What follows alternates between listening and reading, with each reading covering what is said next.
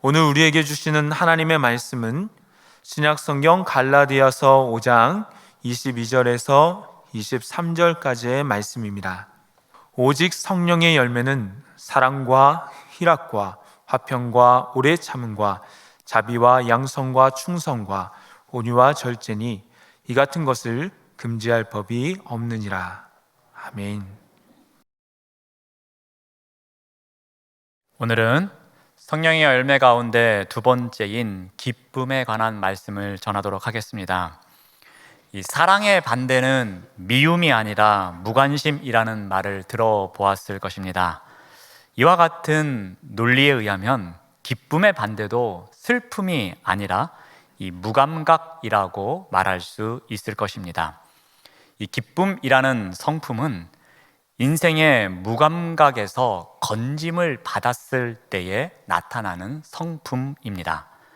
기쁨이 없는 삶의 모습은 내 삶 가운데 아무것도 와서 닿는 것이 없을 때입니다. 무감각이 기쁨이 실종된 삶의 기조가 되는 것입니다. 한번 예를 들어서 설명을 드리겠습니다. 전에 한번 언급해 드렸던 적이 있는데요. 저에게는 92세 되신 아버님이 계십니다. 요즘은 아버님과 식사를 자주 못하지만 한때는 거의 매주 월요일마다 점심 식사를 함께 했었습니다. 주로 좋아하시는 식당이 몇 곳이 있습니다. 그 중에 어느 한 곳에 가시면 유난히 좋아하시는 식당이 있었습니다. 그 식당에 가서 고기를 주문하면 말씀하시기를 이 식당은 고기도 맛있지만 반찬도 맛있다고 이렇게 말씀을 하십니다. 그러면서 3인분을 시키면 2인분을 혼자 다 드십니다. 고기를 드시고 나면 그 다음에 물냉면을 항상 시키십니다. 물냉면을 드시면서 하시는 말씀이 있습니다. 이 다른 곳에서 냉면을 먹으면 육수가 이런 맛이 안 나 하면서 기뻐하시면서 냉면 한 그릇을 또 다 드십니다. 그러한 아버님의 얼굴 표정을 바라보면 마음속 깊은 곳에서 벅차오르는 기쁨이 배어나는 것을 알 수 있습니다. 그런데 얼마 전에 그곳 식당으로 아버님을 모시고 갔습니다. 여느 때처럼 고기를 주문했습니다. 그런데 예전처럼 고기를 많이 드실 줄 알았는데 별로 잡수시지를 않습니다. 냉면을 주문하려고 했더니 냉면을 주문하지 말라고 하십니다. 그러면서 이렇게 말씀하십니다. 이제는 입맛을 잃어서 이게 무슨 맛인지 잘 몰라 라면서 말씀을 하십니다. 바로 무감각이 기쁨을 빼앗아간 것입니다.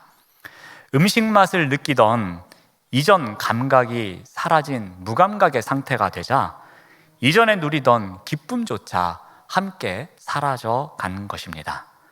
기쁨은 이와 같은 이 무감각에서 건짐을 받는 때, 그러한 때의 성품을 이야기하는 것입니다.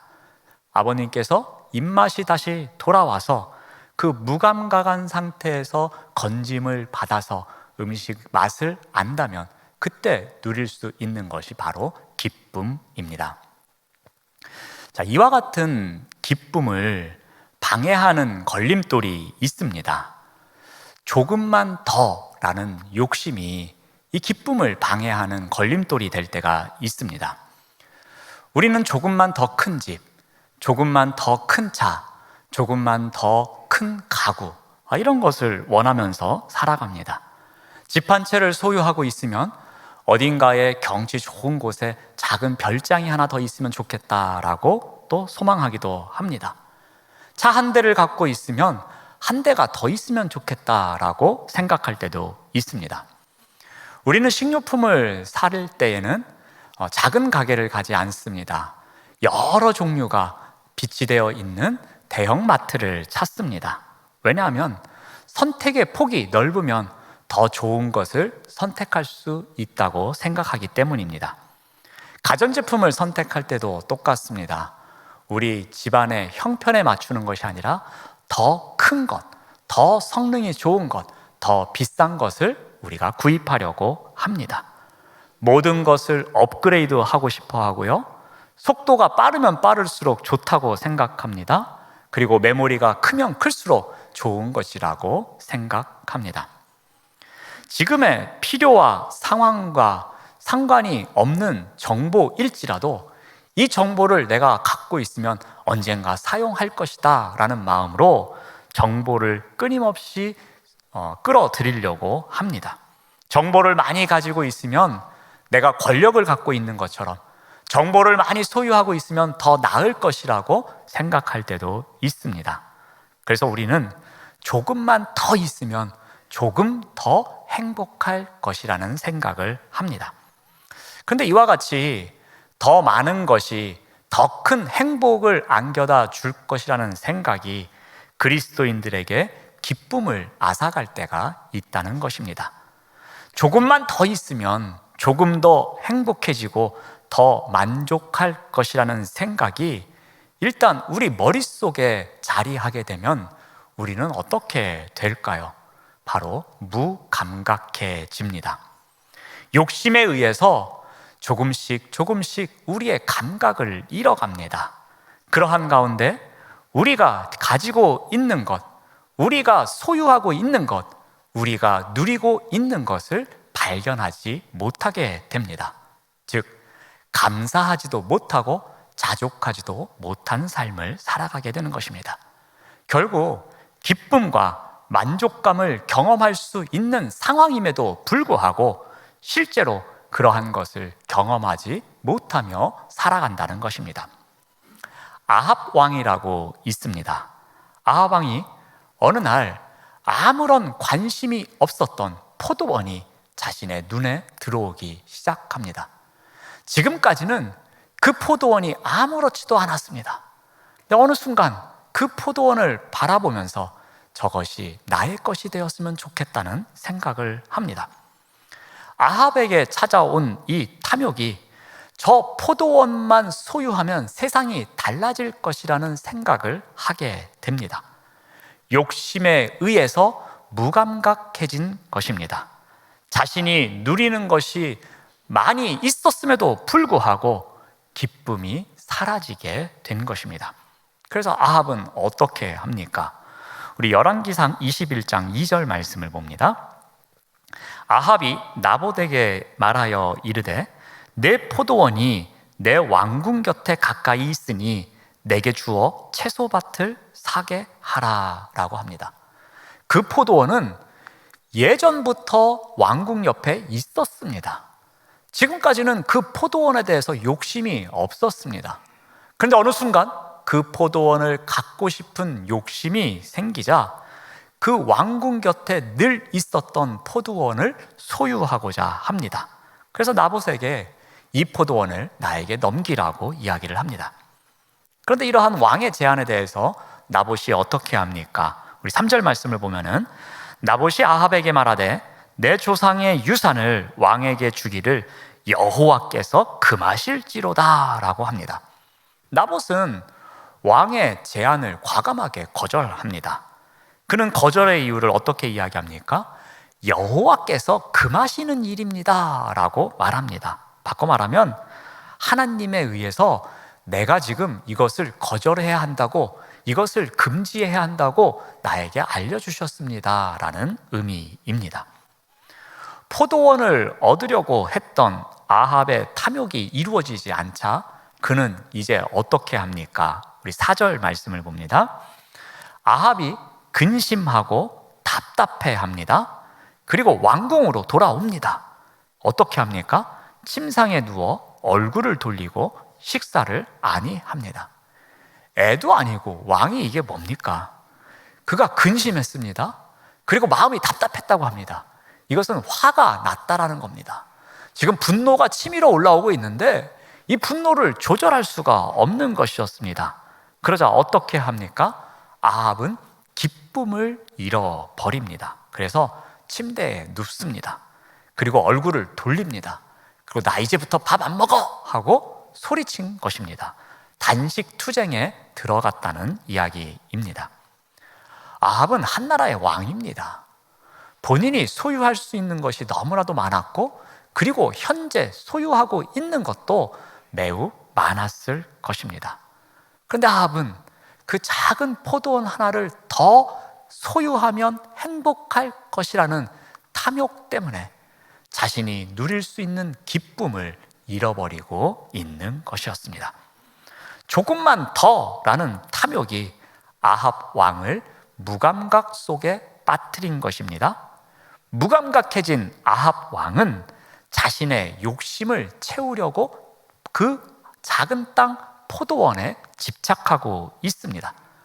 조금만 더라는 이 탐욕에 집착하면서 그 대가로 기쁨을 잃어버리게 된 것입니다. 이와 같이 조금만 더에 대한 탐욕과 욕심이 우리에게서 기쁨을 앗아갈 때가 많이 있는 것입니다. 자, 그렇다면 이러한 기쁨, 이 기쁨을 우리가 온전히 누리면서 우리의 성품의 지경을 넓혀가기 위해서는 어떻게 해야 하느냐라는 것입니다. 여기에는 두 가지 법칙이 있습니다. 첫 번째로 인정의 법칙입니다. 우리 잠언 31장 28절에서 29절 말씀을 봅니다. 제가 새번역 성경으로 읽어드리겠습니다.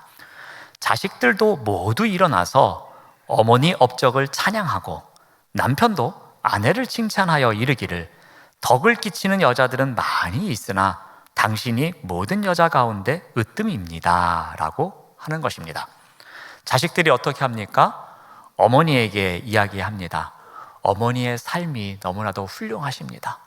어머니께서 우리 가정을 위해서 이렇게 애써주셔서 정말 감사합니다 라면서 이 어머니의 인생에 대해서 인정하고 있는 것입니다. 또한 남편이 어떻게 합니까? 아내의 삶에 대해서 칭찬합니다. 당신이 있어줘서 감사했고 덕을 베푸는 많은 여성들이 있는데 그 중에서도 당신이 으뜸입니다 라고 이야기하고 있는 것입니다. 자, 이런 칭찬과 인정을 받으면 어떻게 합니까? 화를 냅니까? 아니죠. 기뻐합니다. 감사합니다 라고 말을 합니다. 인정이 바로 이러한 힘이 있습니다. 인정이란 상대방이 잘해낸 것, 상대방이 잘하고 있는 것, 그것을 잘한다고 말해주는 것입니다. 인정이란 것은 상대방의 좋은 점이 있으면 그 좋은 점에 대해서 언급하는 것입니다. 이와 같은 칭찬이나 인정은 상대방에게 있는 것을 있는 그대로 언급해 주는 것입니다. 그런데 이러한 인정은 누군가를 기쁘게 하는 힘이 있는 것입니다. 그런데 우리가 이런 인정에서 중요한 것이 한 가지 있습니다. 우리는 늘 살아가면서 어떻게 하면 나의 배우자를 잘 인정해 줄 수 있을까? 어떻게 하면 우리 자녀들을 잘 칭찬해 줄 수 있을까? 어떻게 하면 우리 구역 식구들을 잘 인정해 주고 칭찬해 줄 수 있을까? 즉, 타인만 잘 인정해 주기 위한 삶을 살아갑니다. 어떻게 하면 이 사람을 잘 인정해 줘서 이 사람으로 하여금 더욱더 성장토록 할 수 있을까라는 생각에 우리는 모든 것을 집중합니다. 그런데 중요한 것은 타인을 인정하기 위해서는, 타인을 인정하기 전에는 나를 인정하는 삶을 먼저 살아야 한다는 것입니다. 그렇다면 어떻게 해야 나를 잘 인정하는 삶을 살아갈 수 있을까요? 그것은 우리 안에 흐뭇함의 정서를 갖고 있어야 합니다. 우리 안에 흐뭇함의 정서가 있어야지 나를 잘 인정할 수 있다는 것입니다. 이 흐뭇함의 정서란 우리가 어떤 행위를 잘 수행했을 때 자신에 대해서 느끼는 행복을 말합니다. 흐뭇함의 정서는 자신의 삶에서 이전과 이후가 달라진 것에 대해서 느끼는 행복을 말하는 것입니다. 우리가 어떤 일을 통해서 지속적으로 잘하게 되면 다른 이들로부터 인정을 받습니다. 타인으로부터 인정받는 것 매우 기쁜 일입니다. 그리고 보람이 있습니다.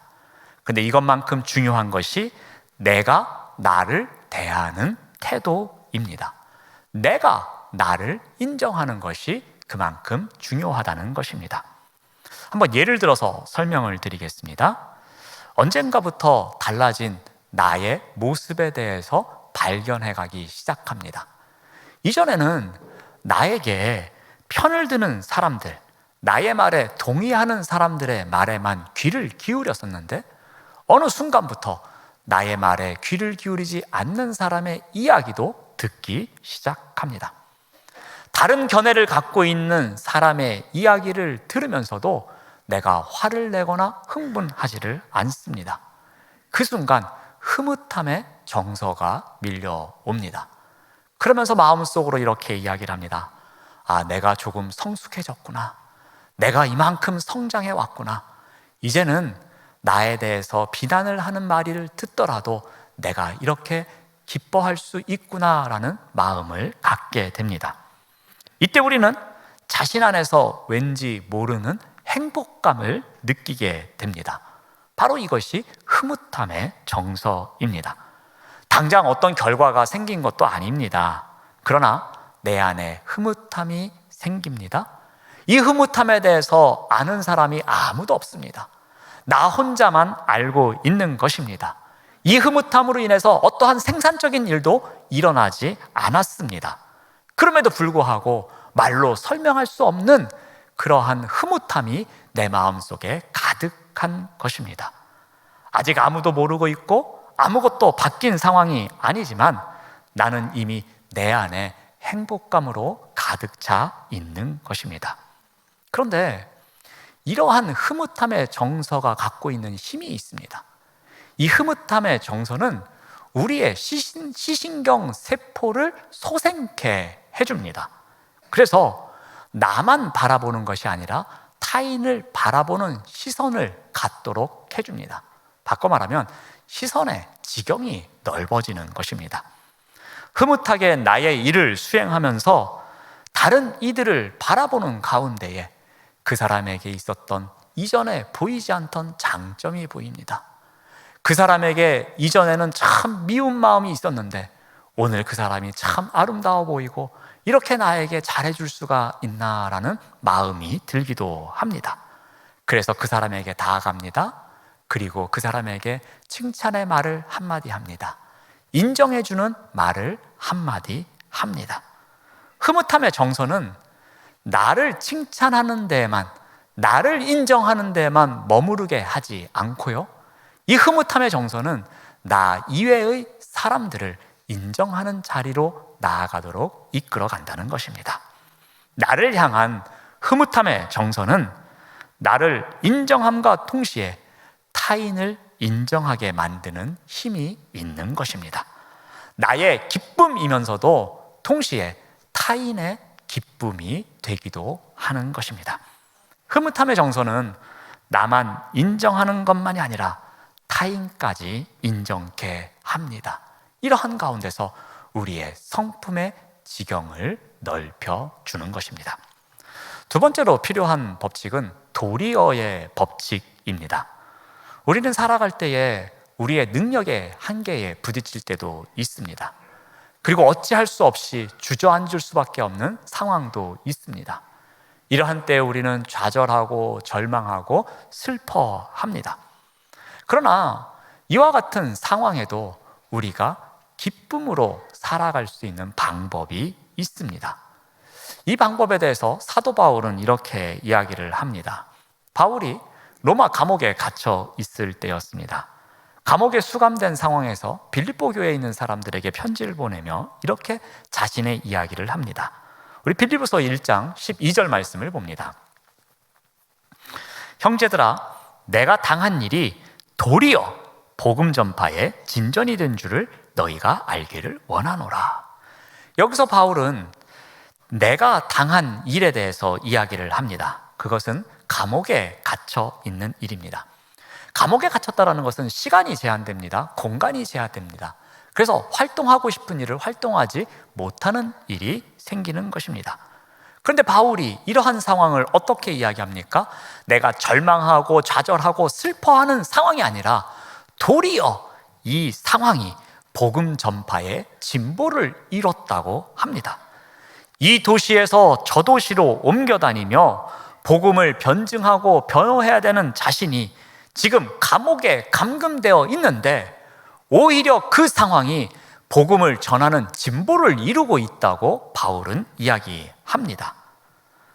그 상황에 대해서 어떻게 또 이야기합니까? 13절 말씀을 보면은 이러므로 나의 매임이 그리스도 안에서 모든 시위대 안과 그 밖의 모든 사람에게 나타났다고 합니다. 어떠한 일이 일어난 겁니까? 바울이 로마 감옥 안에서도 그 안에 있는 군인들과 그 안에 머물고 있는 사람들에게 복음을 전한 것입니다. 사람들은 생각합니다. 이제는 바울이 복음을 전하지 못하는 상황이 되었으니 어떻게 할까라고 하는 그 순간, 그렇지만 도리어 그 상황이 바울이 그곳에 머물고 있는 사람들에게 복음을 전할 수 있어서 복음 전파에 진보를 이루었다고 이야기하는 것입니다. 바울의 생각은 사람들의 생각과 달랐습니다. 다르게 생각하는 그 순간에 새로운 에너지를 얻을 수 있었습니다. 도리어라는 이 말에서 역발상이 나올 수 있었습니다. 도리어 자신의 상황이, 자신의 갇힘이 복음의 진보를 가져올 수 있었던 것입니다. 그래서 바울은 이렇게 고백을 합니다. 빌립보서 1장 18절 말씀을 보면은, 마지막 부분만 보시면은, 나는 기뻐하고 또한 기뻐하리라 라고 고백합니다. 주변 환경이 좋지 않는 상황이었지만 자신은 기뻐하고 또 기뻐한다고 말하고 있습니다. 상황과 관계없이 도리어 이 일로 인해서 일어난 일이 있어서 나는 기뻐한다고 고백하고 있는 것입니다. 또한 바울은 빌립보 감옥에 갇혀 있을 때에도 이 도리어의 법칙을 적용합니다. 그는 빌립보 지역에서 복음을 전하면서 귀신 들린 여종의 병을 고쳐줍니다. 그런데 그 여종을 통해서 돈을 벌던 주인이 바울을 고소합니다. 그러자 감옥에 갇히게 됩니다. 그 이야기가 사도행전 16장에 나오는데 23절에서 25절 말씀을 제가 읽어드립니다. 많이 친 후에 옥에 가두고 간수에게 명하여 든든히 지키라 하니 그가 이러한 명령을 받아 그들을 깊은 옥에 가두고 그 발을 착고에 든든히 채웠더니 한밤중에 바울과 실라가 기도하고 하나님을 찬송하며 죄수들이 듣더라 라고 기록하고 있습니다. 바울이 실라에게 만약에 야, 이게 우리 몰골이 뭐냐, 우리가 열심히 기도하면서 지금까지 복음을 전했는데 이렇게 고생하는 건 아니지, 우리 이제 그만해야 될 것 같다 라면서 상심하고 낭망하고 그 순간을 괴로워하고 힘겨워했더라면 그 이후에 복음 전도는 없었을 것입니다. 그런데 바울은 어떻게 합니까? 실라와 함께 기뻐하며 찬양하자고 합니다. 실라와 함께 하나님을 의지하며 하나님 앞에 기도하자고 합니다. 바로 도리어의 법칙을 실천하고 있는 것입니다. 상황은 선교를 포기하고 상황은 울며 좌절해야 되는 그 순간에 도리어 기뻐하며 하나님을 찬양하는 자리로 나아간 것입니다. 예수님 또한 이러한 삶을 살아내셨습니다. 십자가를 짊어지시는 일은 매우 고통스러운 시간이었을 것입니다. 더군다나 그 십자가를 짊어지기 전에 자신을 배신한 가룟 유다를 생각하면 더욱더 마음속에 큰 고통이 찾아오셨을 것입니다. 그러나 예수님은 이러한 모든 상황 가운데서도 절망하고 좌절하고 그 십자가를 포기하지 않으셨습니다. 도리어 그들을 이해하고 그들을 위해서 기도하는 삶을 사셨던 것입니다. 예수님께서 어떻게 십자가를 짊어지셨습니까? 히브리서 12장 2절 말씀을 봅니다. 믿음의 주요 또 온전케 하시는 이인 예수를 바라보자. 그는 그 앞에 있는 기쁨을 위하여 십자가를 참으사 부끄러움을 개의치 아니하시더니 하나님 보좌 우편에 앉으셨느니라 라고 기록하고 있습니다. 예수님 또한 도리어의 법칙을 알고 계셨던 것입니다. 고통의 순간입니다. 더 큰 고통이 기다리고 있는 상황입니다. 그렇지만 도리어 더 우리를 사랑하시기 위해서 그 십자가를 짊어지신 겁니다. 더 큰 기쁨을 위해서 부끄러움을 개의치 않으셨던 것입니다. 상황이 아무리 우리를 좌절케 만들지라도 도리어의 법칙을 통해서 기쁨을 선택하는 삶을 살아가야 할 것입니다. 이러한 기쁨이 우리의 성품의 지경을 넓혀주는 것입니다. 19세기에 중국 선교사로 갔던 앤이라는 이름을 갖고 있는 여인이 있었습니다. 그녀는 의과대학을 나온 의사였습니다. 졸업하자마자 선교사로 지원을 하였고 중국으로 향했습니다. 그 당시에 중국으로 선교사를 간다는 것은 가족과는 이제는 다시 만날 수 없다는 것을 의미하기도 했습니다. 이 딸을 보내면서 어머니가 마지막으로 당부의 말을 합니다. 그래도 내가 살아있는지 죽었는지 궁금하니까 살아있다면 나에게 가끔씩 전보 좀 보내다오라고 이야기를 합니다. 전보를 보낼 때 안전하다라는 이 한 단어만 적어다오라고 당부의 말을 합니다. 일정의 시간이 지났습니다. 이 딸이 어머니에게 전보를 보냈습니다. 근데 그 내용은 그녀의 어머니가 기다리던 안전하다라는 내용이 아니라 기쁘다라는 내용이었습니다. 바로 이것이 도리어의 법칙입니다. 사람들은 그 상황 가운데서 그녀가 살아있느냐 아니냐, 살아있는 것 자체가 기적임을 그 관점으로만 바라봅니다. 그래서 안전하다에 관심이 있습니다.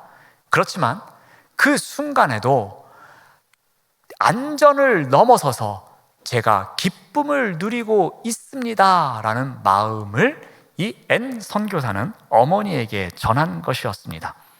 도리어 기쁨의 근원이 되시는 주님께서 이곳에서 저와 함께 하시기에 저는 이 상황 가운데서도 도리어 기뻐할 수 있습니다 라는 마음을 이 기쁘다라는 한 단어에 담고 전보를 보냈던 것입니다. 바로 이 선교사님의 기쁨의 근원은 그 상황이 아니라 바로 예수님 자체였던 것입니다. 상황이 좋아져서 기쁘다 기쁘다 하고 전보를 보낸 것이 아니라 늘 주님께서 함께 하시는 가운데에 이 어려운 순간순간을 이겨내고 있음이 감사해서 기쁘다라는 전보를 보냈던 것이었습니다. 다윗 또한 이와 같은 고백을 합니다. 다윗의 시편인 시편 16편 8절에서 9절 말씀을 봅니다. 내가 여호와를 항상 내 앞에 모심이여 나의 마음이 기쁘고 나의 영도 즐겁습니다 라고 고백을 합니다. 다윗은 주님과 늘 함께하기에, 주님과 동행하기에 나의 마음이 기쁩니다, 나의 영이 즐겁습니다 라고 고백하고 있는 것입니다. 사랑하는 여러분, 기쁨이라는 성품 또한 성령의 열매입니다. 바로 하나님의 영역이라는 의미입니다. 이 기쁨의 근원은 상황이 아닙니다. 기쁨의 근원은 주님이심을 우리가 꼭 알아야 할 것입니다. 그러므로 성령님께서 우리의 성품인 이 기쁨을 통해서 우리가 성품의 지경을 넓혀 가실 수 있도록 우리가 끊임없이 그 성령님을 인도를 간구하며 성령님께 기도해야 할 것입니다. 그러한 가운데 우리가 할 수 있는 것 두 가지를 말씀을 드렸습니다. 첫 번째가 인정의 법칙입니다. 성령의 능력으로 흐뭇함의 정서를 갖고 살아갈 수 있도록 우리가 기도해야 할 것입니다. 하나님, 제가 작은 일이라도 흐뭇함의 정서를 갖고 살아가게 하여 주시옵소서. 그래서 먼저 나를 인정하는 삶을 살아가게 하여 주시고, 그러한 가운데 나의 시선의 지경이 넓어져서 나와 함께하는 모든 사람들을 바라볼 때에 그 사람들을 칭찬하고 인정하는 삶을 살아가게 해 주시옵소서라는 기도가 있어야 할 것입니다. 또한 도리어의 법칙을 통해서 성령님, 저의 상황은 이렇게 절박합니다. 저의 상황은 이렇게 힘듭니다.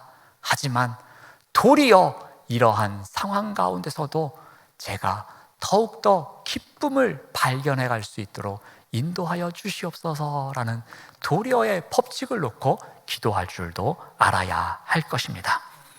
성령의 이끄심을 따르면 기쁨은 되어집니다. 기쁨은 의무적으로 기뻐해야 한다, 가식적으로 기뻐해야 한다고 되어지는 것이 아닙니다. 우리가 살아가는 삶 속에서 성령님 참된 기쁨을 누릴 수 있도록 인도해 주시옵소서라는 기도 가운데 기쁨이 되어지는 것입니다.